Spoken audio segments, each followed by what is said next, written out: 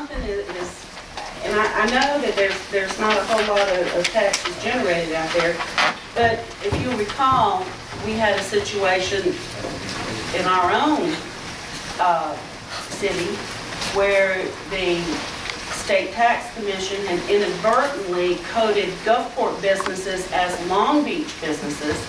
We received the sales tax for that.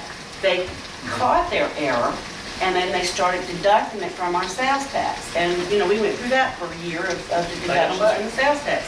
So, you know, I don't know if it's something like that. We've looked at, you know, at my calculations that I do for setting the millage is based on what I get from the tax assessor's office.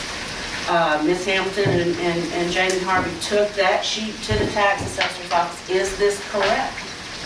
Is this the numbers? And he said, yes, that's it. And that's exactly, you know, the way it should be producing the money. I guess just to sum up, I know we can't speak for the school board, but from the city's point of view and standpoint, all of our math is correct. All of our numbers are correct. And I think the school board has verified that. I think you know, Jamie Harvey and looked at it. They don't dispute that. We've looked at everything, hoping that, you know, we could find something, but there's nothing there. We were down. We were down. We were down 700. I forgot to post something on the city side, and that's when I told Joe, I said, would you please double check me? Because I didn't even stand for dinner. And probably got a phone call or something came in, but at any rate, I had failed to post some of our tax collections. Our cash was right, so we didn't really, you know, catch it as far as the cash was concerned. Everything was okay. But when we looked at, you know, tax collections, Joe was saying, I don't see where this was posted. And so we looked at it and we just basically had to make a journal entry. But, you know, the bank and the cash and everything was reconciled, so, you know, that really didn't jump out at us. I said, well, okay, let's go through and make sure that I didn't do something similar with the school district. So, I mean, we went through it page by page. Jamie came over, he worked with us on it, and there's just nothing. The problem is acute this year, and that's why it's getting so much immediate attention for a couple of different reasons. I know you're in a hurry. Let me say, it's acute for this reason. Of course, there is a shortfall, and that's a lot of money, and that's a problem. When the state figures out how much money it's going to give a school district, it figures out how much that school district is going to get based on that school district's assessed valuation. However much, because they can figure that's how much money it ought to be generated. If the error here is our assessed valuation in the Long Beach School District is overstated, Right. well, that means the state's giving us less money based on that, and that's not right. We need to correct our valuation so we get more state money. But the tax assessor's office says that it is not. Well, I know the tax assessment is correct as presented. So. But that's another thing. A third thing, there are, since Hurricane Katrina, the legislature has held the school district harmless against being down on students. Y'all know that. They give you about $4,000 per student. Since the storm, the state has said, look, we're not going to count heads in Long Beach or the other district. We'll pay you for the number of students you had before the storm. Well, this year they're not doing that. And we're down about 500 students. 500 times 4,000, that's $2 million less money that will come from the state. Okay, well now that shortage is coming and all these other things, you know, it's starting to roll up to where it's every dollar. They're scratching for every nickel and dollar, and it's a huge problem. They can't suffer. They can't just scratch their head anymore and say, well, here it is, we had the shortfall again.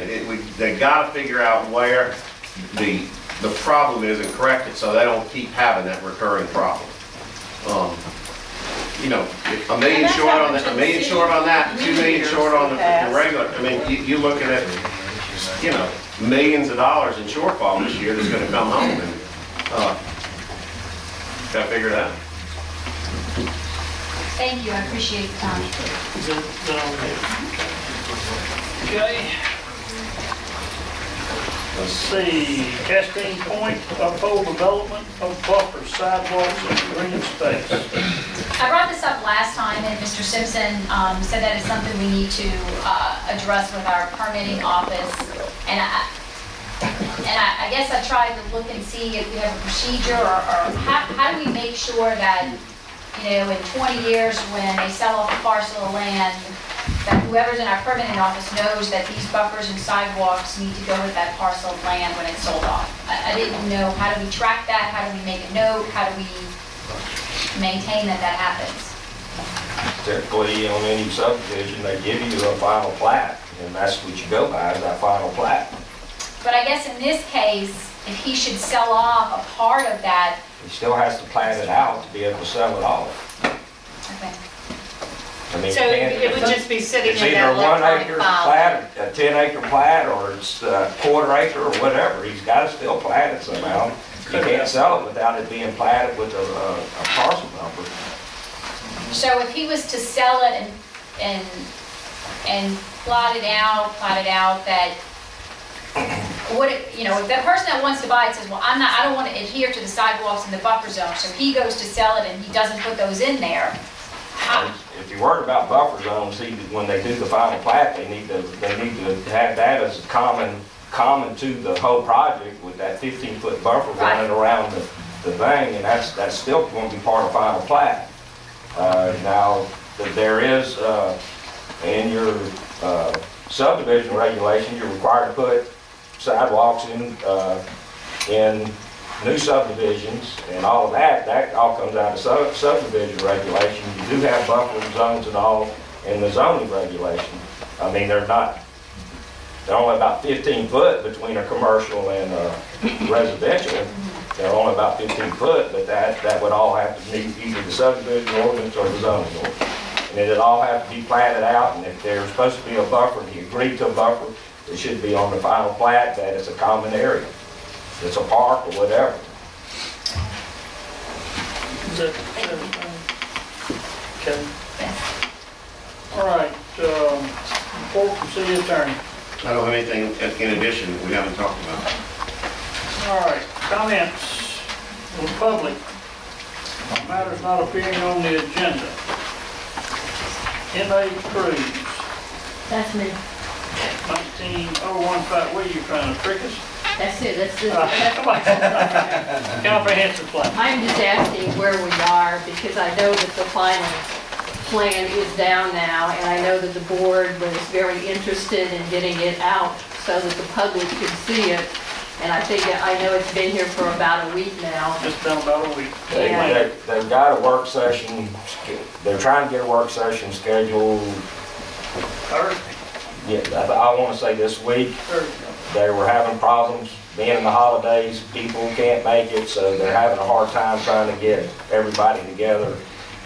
But they are trying to set one for this week. They're trying to find how many people can make it. It was on my email today. Okay. So it is, they tried one for last week, it didn't work out. They tried one, I think, Earl, what are you trying to get the maps? I mean, they sent all that electronically. And then Veronica was You trying couldn't to, see it. I mean, they were gonna get, Veronica was gonna get them made. she was gonna go to Pontoons and get some made for the board Big to map. do the final thing, but the packets are made, sitting on the desk for the board members to pick up. For us, or for the planning No commission? Plan plan. But Mayor, it shouldn't to put the final draft so people could, the citizens who paid for it could start reading it. The work session should not be a bar to getting it online. I mean, it's a extensive document. It's going to affect our history and what we do here in the city for the next 25 years. And it's not something you can just read overnight. I'm interested in how soon it's going to be on the wire so that people who are interested in what's going to be happening the next 25 years have the ability to read it. But do you think, Marcia, that it would be wise before you put all that on? Yes, all the other wires. cities have. All the other cities I'm have. saying before you put it on there, when it's still in discussion and work, you think it's wise to put that out there, or you put Yes. the document?